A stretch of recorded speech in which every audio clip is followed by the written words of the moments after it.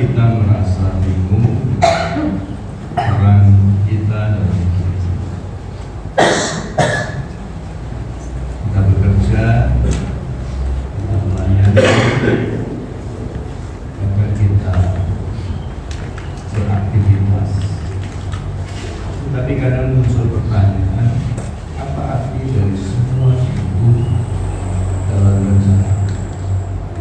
Apa peran saya dalam rencana besar Allah? Hari ini kita akan belajar bahwa sejak semula Allah sudah memiliki rencana. Tuhan kita punya rencana, dan rencana itu disebut Missio Dei. Ini adalah bahasa Latin. Missio artinya misi, Dei itu artinya Allah. Misi Allah. Misi ini bukan berasal dari gereja. Tadi sudah disampaikan, ketika kita berpikir misi bukan bicara program gereja. Walaupun kadang-kadang misi dikaitkan dengan program gereja mengatakan, hari ini kita akan melakukan perjalanan mission trip kemana.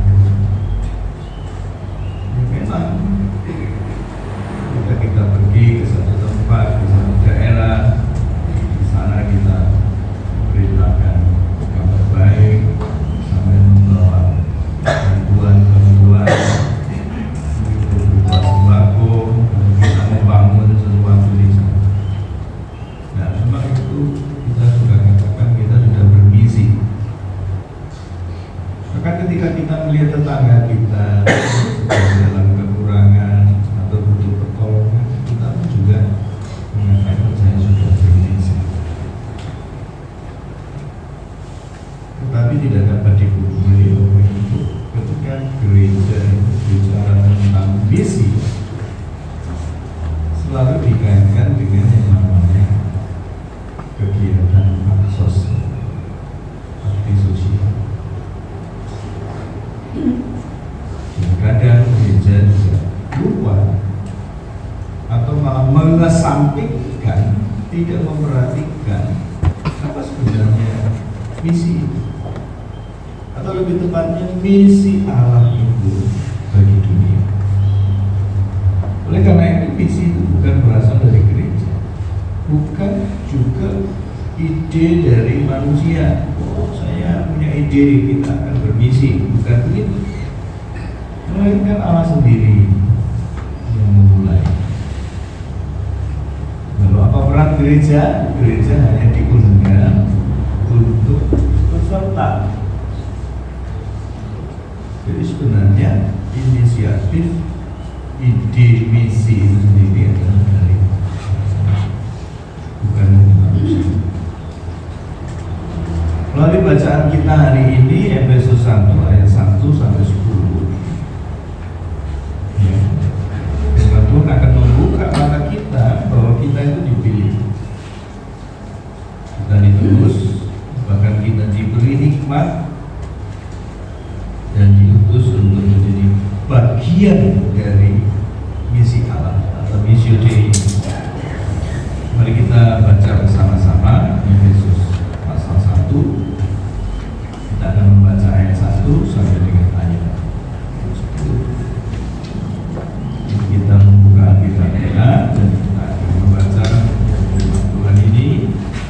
Saya akan membaca ayat yang ganjil, Bapak Ibu membaca ayat yang benar.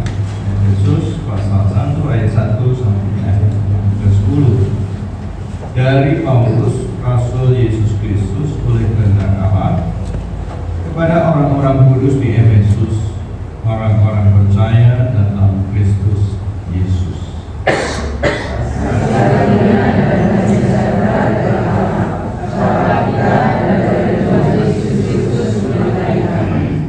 Terpujilah Allah dan Bapa Tuhan kita Yesus Kristus, yang dalam Kristus telah telah mengaruniakan kepada kita segala berkat rohani di dalam surga.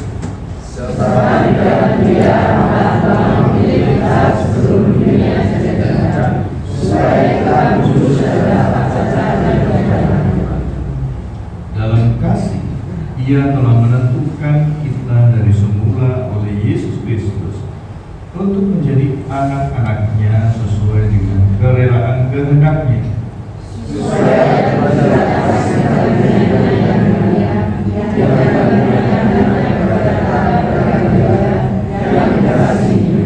Sebab di dalam Dia dan oleh darahnya kita beroleh penebusan, yaitu pengampunan dosa menurut kekayaan kasih karunia-Nya.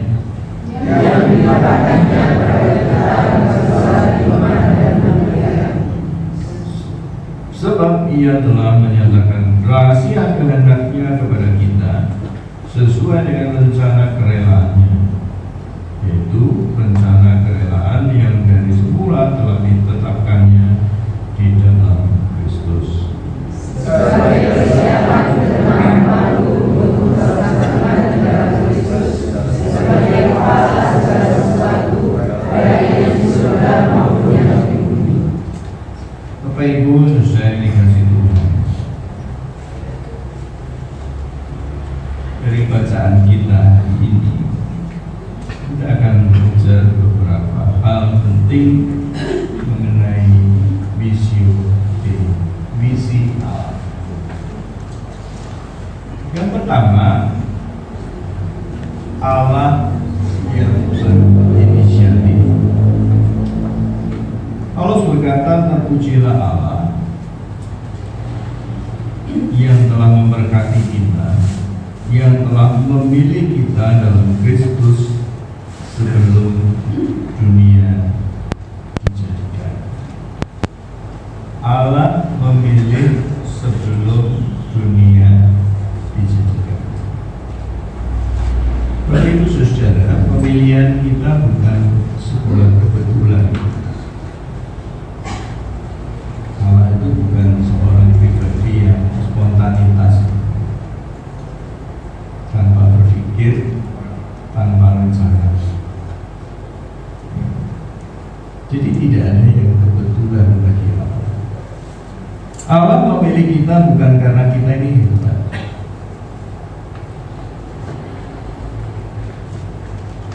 bukan karena kita mampu, apalagi berprestasi, tetapi karena kasih-Nya. Jadi Tuhan Allah itu memilih kita dengan satu alasan, karena Dia mengasihi kita. Tidak peduli siapa kita, apapun keadaan. Dia ingin kita hidup kudus. Jadi ketika Allah memilih kita, tujuannya adalah supaya kita hidup kudus. Dikatakan kita tak bercacat. Mungkin kita berpikir kita menjadi orang sempurna. Tidak ada yang sempurna, tetapi kita sedang menuju kesempurnaan. Dan terlebih, kita punya identitas sebagai anak-anak Allah. Bapak Ibu, betapa banyak orang Kristen tidak menyadari hal ini. Kita ada di tengah dunia ini bukan karena kebetulan. Kita ada di dunia ini karena Allah yang memilih kita. Bahkan dengan tujuan supaya kita ini hidup kudus. Hidup kudus itu seperti apa? Hidup yang dipersembahkan kepada Tuhan. Dan kalau hidup ini dipersembahkan kepada Tuhan, berarti persembahan yang terbaik. Rasul Paulus berkata kepada jemaat di Roma pasal 12 ayat 1, persembahkanlah Tuhan sebagai persembahan yang hidup, yang kudus dan yang berkenan kepada Allah. Berarti berikan hidup ini yang terbaik. Kita memberi seseorang, pasti kita berikan yang terbaik. Ketika kita masak, kita berikan mangkok yang pertama atau piring yang pertama, yang pertama, bukan mangkok yang terakhir yang sisa. Ketika kita memberikan barang, kita pilihkan barang yang terbaik, walaupun tidak harus mahal. Artinya kita belajar memberikan yang terbaik. Apalagi ketika kita mempersembahkan hidup kita kepada Tuhan, kita harus memberikan hidup kita yang terbaik. Dan tidak bisa. Memang kita tidak sempurna, tetapi yang terbaik itu yang kita harus berikan.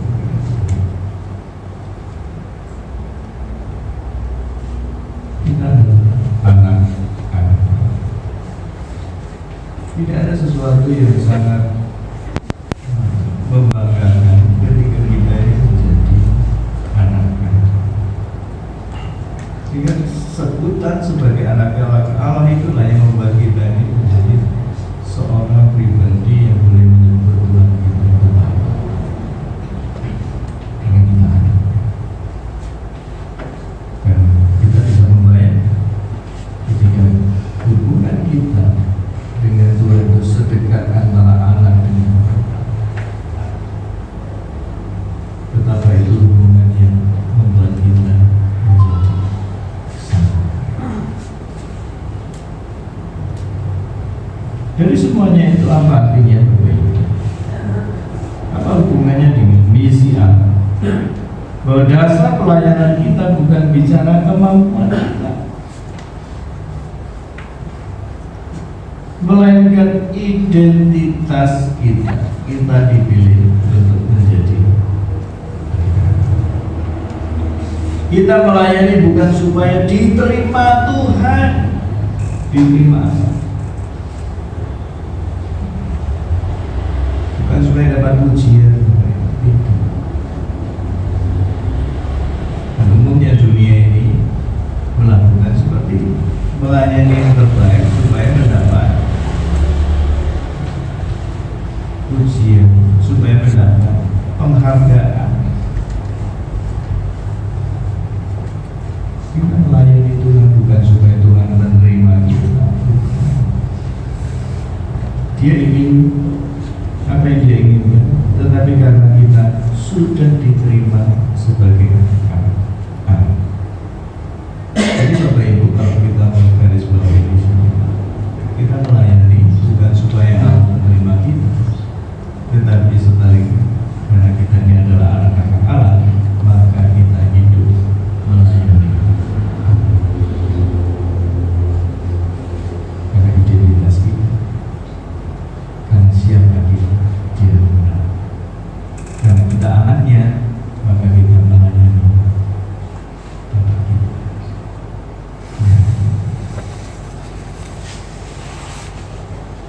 Yang kedua, Bapak Ibu, Kristus adalah pusat dari rencana. Itulah sebabnya maka misi Allah itu bukan ide manusia. Karena di urusannya memang untuk manusia, tetapi misi Allah itu berpusat pada Kristus. Kristus adalah pusat rencana Allah. Apa maksudnya? Di dalam ayat 6-7 secara ringkas Paulus berkata, dalam Dia kita dapat mendapat penebusan melalui darah.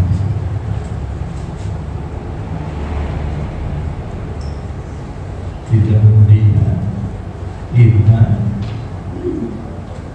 ditebus melalui darah. Tanpa Kristus, mustahil kita ini menjadi anak. Oleh karena Yesus, kita menjadi anak. Kita yang dahulunya adalah seteru hidup terpisah dari Allah. Sekarang kita ditebus.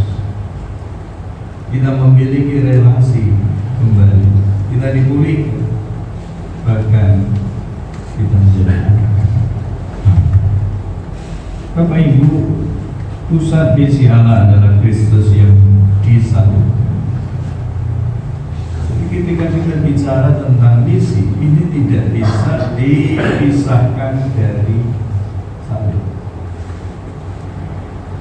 yaitu penebusan melalui darah Kristus. Jika tidak ada darah yang tercurah di kayu salib ini, siapa kita?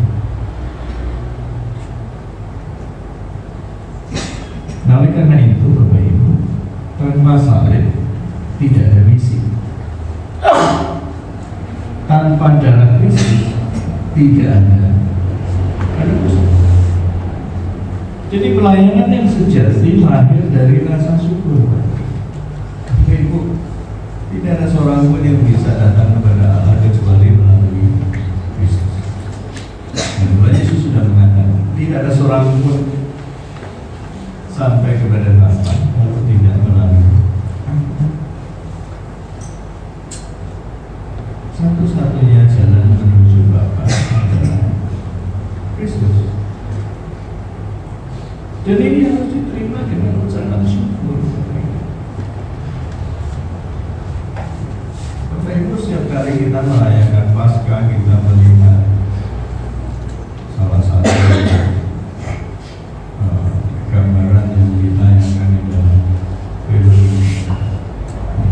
Passion of Christ, di mana Tuhan Yesus mulai dari ditangkap dari Taman Getsemani, terus kemudian dibawa ke mahkamah agama, terus kemudian dia disesat, kemudian harus memikul salib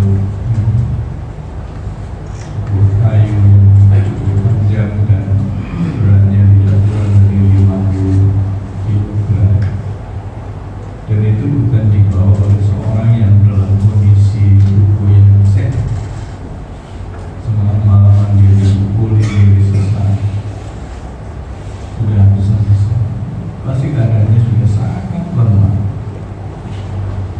Makanya para prajurit tahu jangan sampai dia mati di jalan. Maka sebelum dia mati di jalan, Simon dari Kirene disuruh pikul salibnya. Itu bukan satu kebetulan. Karena apa? Setiap penjahat yang disalibkan tidak boleh mati di jalan. Matinya harus di Bukit Tengkorak ketika dia di sana. Itu baru sempurna ya. Penghukumannya mengerikan pada waktu itu. Dan itu satu-satunya yang harus dijalani ketika dia berdoa. Kalau boleh cawan ini lalu dari mana?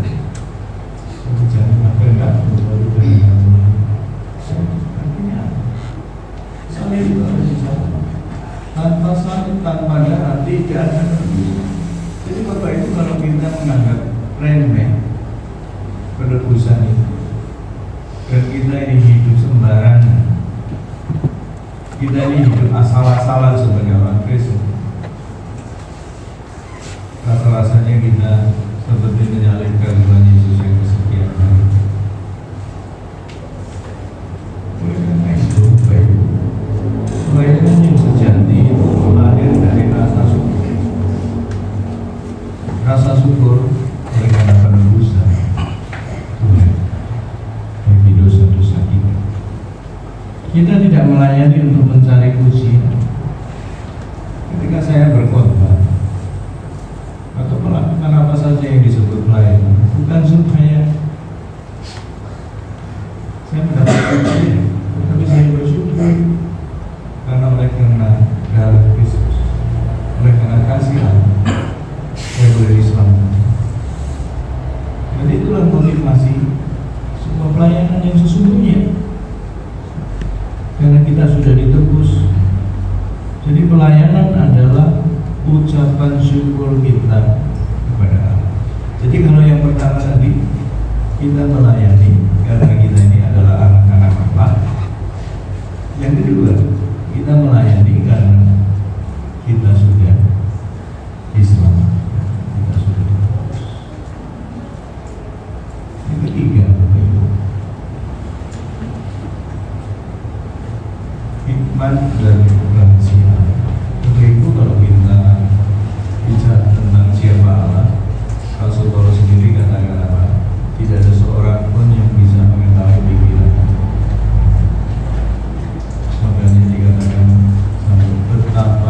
tinggi, betapa dalamnya, betapa luasnya kasih Allah.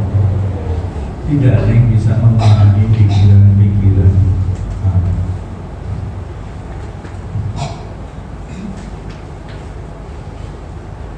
Paulus menuliskan di dalam ayat 8-9, ia memberitahukan kepada kita rahasia kehendaknya dalam Kristus. Sesuatu yang tadinya misteri, teka-teki, sesuatu yang hanya bayang-bayang, sekarang nampak. Rahasianya adalah rencana Allah yang dulu tersembunyi, sekarang dinyatakan di dalam Kristus, bahwa keselamatan tersedia dalam Kristus bagi semua orang. Begitu besar kasih Allah akan dunia ini, mengaruniakan anaknya yang tunggal. Barang siapa percaya kepada setiap orang yang percaya tidak binasa, melainkan beroleh. Masih ini dinyatakan apa? Tapi dosa terlalu gelap. Ini dosa ini menutupi apa yang nyata. Allah juga memberi kita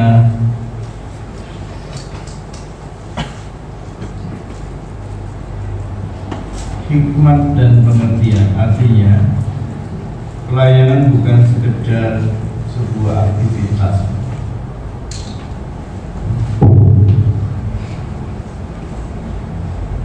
makanya pelayanan itu hanya sebatas sebuah proyek. Ketika proyek itu berhenti, ketika proyek itu selesai, maka kita tidak akan melihat apa.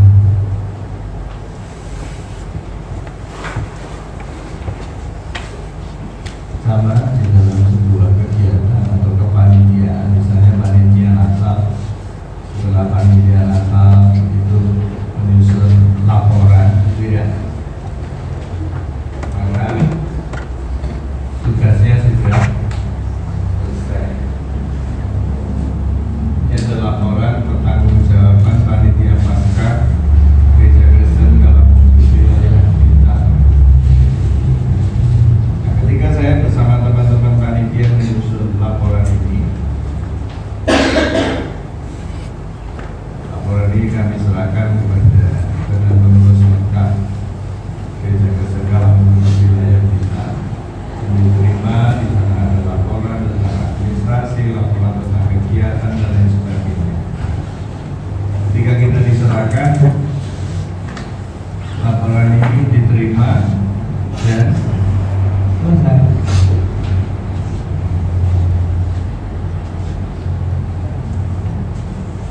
Selanjutnya bagaimana? Sampai hari ini tidak ada yang bertanya. Bahkan saya pun juga tidak mempertanyakan juga untuk apa ini.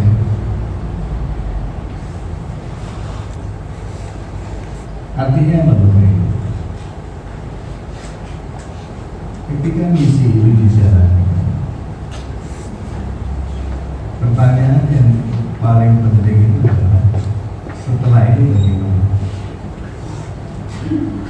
Sama ketika kita percaya Tuhan Yesus, setelah saya percaya Tuhan Yesus, setelah itu bagaimana? Hidup saya harus jalani seperti apa? Makanya Bapak Ibu, kalau kita belajar tentang khotbah-khotbah yang disampaikan setiap hari Minggu, hari ini kita sudah sampai di modul kedua. Kita sudah belajar bagaimana kita berakal. Tahun lalu kita belajar bertumbuh, dan tahun ini kita belajar tentang bagaimana kita berbuat. Jadi ini adalah pertumbuhan yang jelas. Tidak sampai mati terus tetap berakal.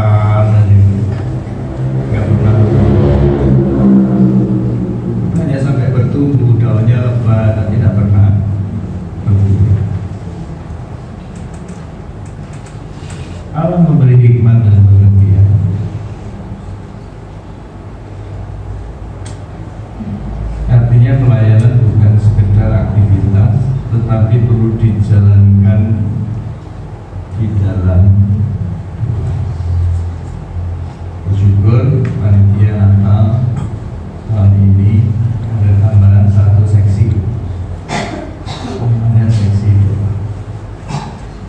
Artinya ini bukan soal sekedar bagaimana kita mendoakan persiapan pelaksanaan, tapi kita memang butuh Tuhan, karena kita sedang bukan mengerjakan tentang pekerjaan kita, tapi kita sedang mengerjakan pekerjaan kita. Dan kita perlu ada komunikasi yang sangat intens, artinya sangat baik, sangat dekat dengan Tuhan melalui doa. Kita tidak bisa mengandalkan kemampuan kita. Demikian juga dengan misi, loh. Ketika kita menjalankan misi Allah, kita harus menjalankannya dalam doa, dalam pimpinan Roh Kudus.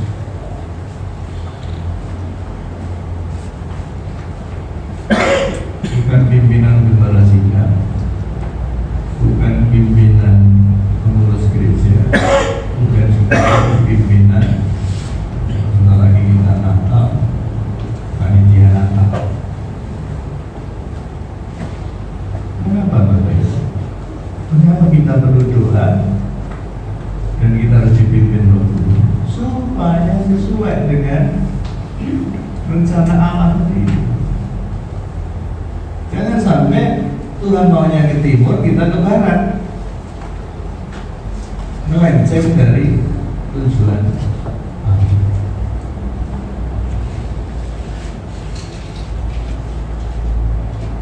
Dan inilah tujuan globalnya.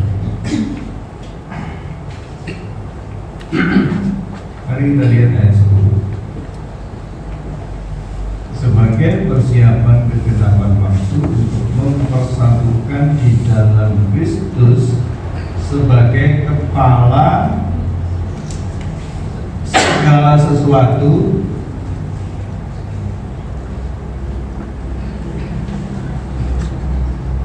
artinya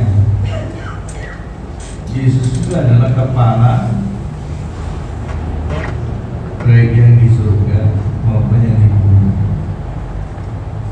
Makanya orang Kristen hanya selalu bangga Yesus adalah kepala gereja. Makanya gereja tidak pernah izin.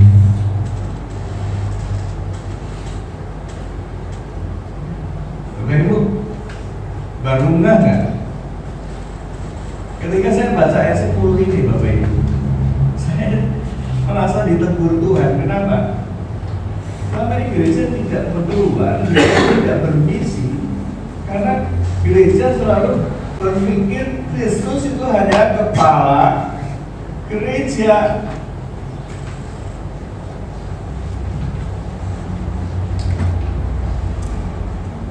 Makanya ada organisasi gereja yang sangat ekstrim gitu.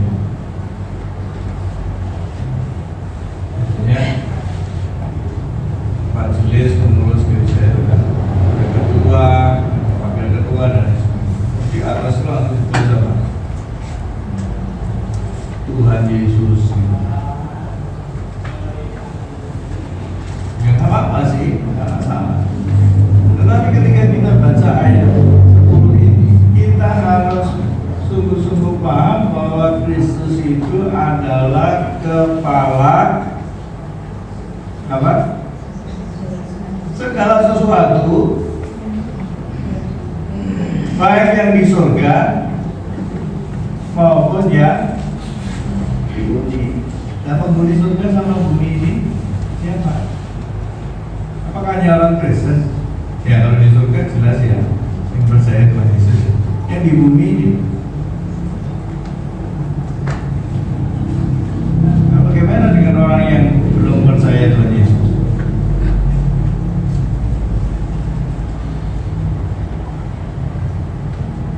Nah, ayat ini senada dengan Filipi pasal 2, supaya setiap lutut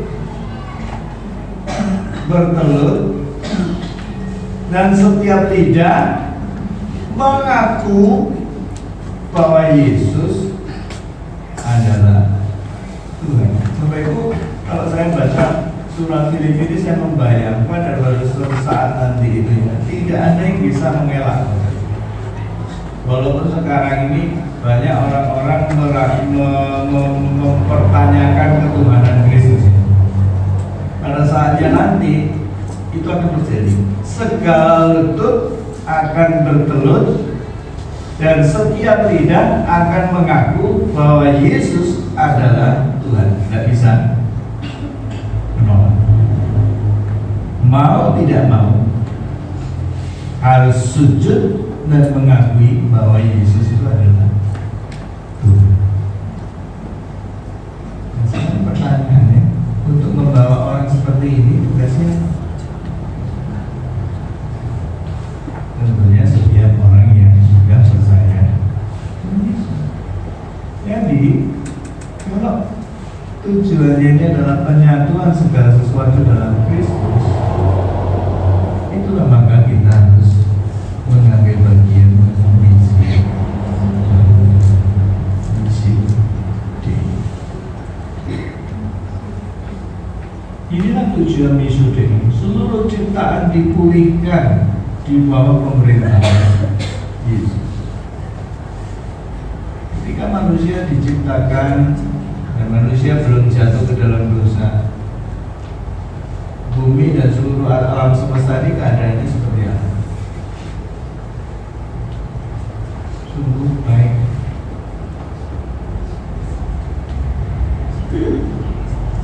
Apakah terjadi seperti yang sekarang ini? Apakah pernah terjadi demo di Taman Eden? Enggak. Apakah ada saling menyakiti di Taman Eden? Tidak ada. Dan itu mulai ada kapan? Kalau manusia jatuh ke dalam dosa. Bapak Ibu pernah merenungkan ini enggak? Ketika manusia jatuh ke dalam dosa, Tuhan berkata kepada Adam, terkutuklah tanah oleh karena kamu.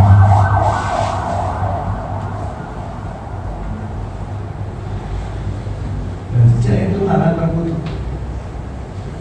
Tanah tidak bisa menghasilkan seperti sebelum.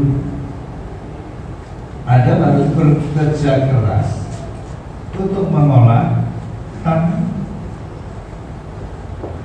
Sebelum manusia jatuh ke dalam dosa, memang Adam juga bekerja mengolah,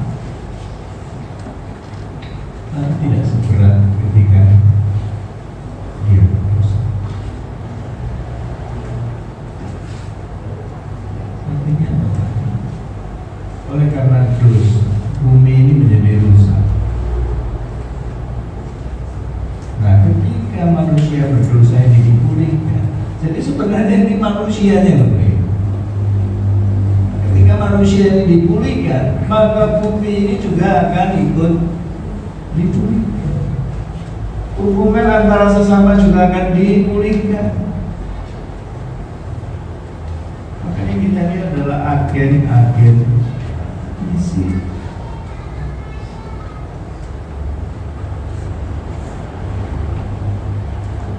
Maaf ini kita jadi agen misi aja. Dicari banyak orang begini. Bu, LPG hari ini kosong Mbak Dwi. Kapan ada? Mudah-mudahan nanti sore itu. Pernah nggak kita dicari orang?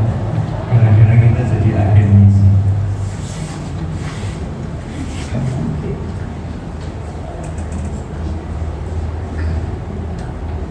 Malah kita dihindari orang. Gara-gara kita jadi agen misi.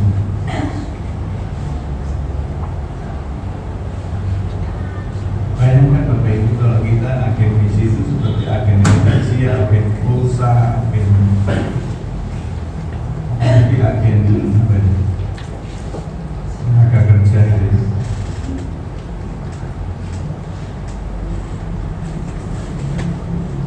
Apakah selama ini kita dicari orang gara-gara orang ingin bertemu Tuhan Yesus? Kalau tidak, mari kita bertanya kepada diri sendiri, kenapa hidup saya nggak menarik gitu ya? Kenapa orang tidak tertarik mengenal Kristus melalui saya gitu? Jangan-jangan ada yang salah dengan hidup saya. Jangan-jangan ada cara hidup saya yang nggak benar. Jangan-jangan saya memang tidak peduli dengan rencana-rencana Allah bagi dunia ini.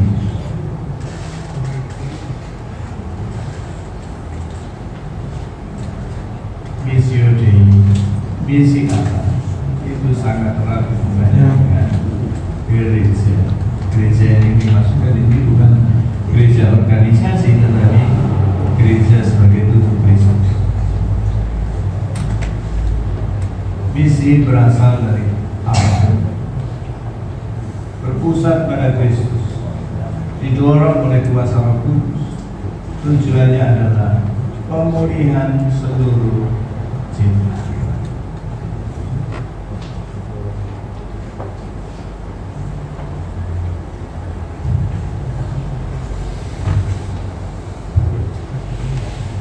Saya akan menutup dengan satu ilustrasi.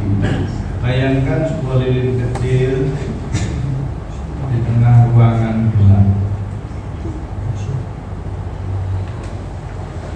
Lilin ini tidak bisa mengusir semua kegelapan, tapi tetap memberi. Begitu pula pelayanan kita. Mungkin terlihat kecil, mengajar anak di rumah, di sekolah, bahkan mungkin di sekolah minggu, berdoa bagi orang sakit, menolong orang yang kekurangan. Tapi dalam Missio Dei itu bagian dari terang Kristus yang sedang menerangi. Ialah kebaikan hatimu diketahui semua orang, sehingga mereka mau memuliakan Bapamu.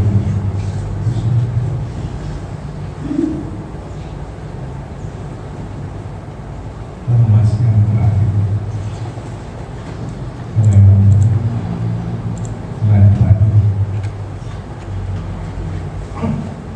kita diberi, kita ditebus, kita diberi hikmat dan diutus untuk ikut serta dalam misi. Kiranya kita semua setia melayani bukan karena terpaksa, tetapi sebagai respon syukur kepada Allah yang sudah memilih dan menebus.